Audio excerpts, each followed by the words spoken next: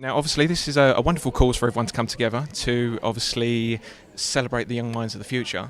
But why do you think it's generally important to support these young filmmakers later on down the line? What makes it so special? Well, when I was at school, we had a very, very small fraction of what this was, which we actually ended up having a program running which was called Films for Learning. And we ended up getting some film guys coming in. We would cut up eyeballs and make a documentary about how you cut up eyeballs, or playing with a Van de Graaff, like on the electronic sparking things, or making a thermic reaction, which is that reaction they do for putting train rails together. And we did some pretty bonkers stuff, like some kind of almost guerrilla filmmaking with this company. And that for me kind of sparked everything off. And then we were lucky enough to have a few other things. We had I went to the Thomas Hardy School in Dorset, and they had Thomas Hardy Television at the time, and I was a presenter on that for a bit, and we kind of covered events that were going on in the school, and it suddenly seemed like a whole other world which I kind of understood, and I can kind of really relate to more than necessarily writing down, or I was never really kind of super academic.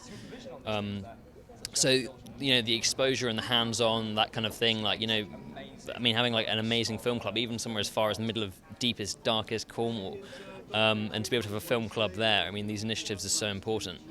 And also there's just so many great movies, and if you've got somebody sort of giving you a taster into what those movies could be like, then it's kind of you certainly have a huge amount kind of going for you.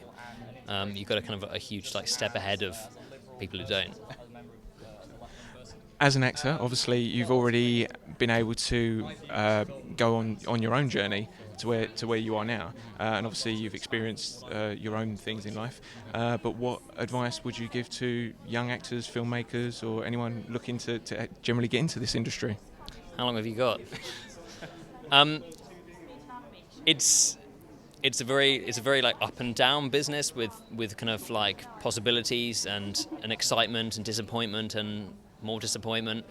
But you put yourself out there for everything, and you kind of invest. You spend a lot of time preparing for each audition that you go to, and you're playing the lottery every time, and kind of hopefully getting more and more tickets as you kind of get better and better and kind of work harder.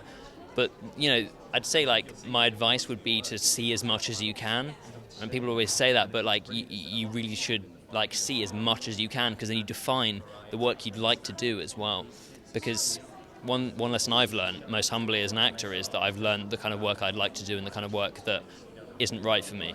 And as soon as you kind of begin to find clarity in that, you can end up having a much happier career, no matter how big or small it is.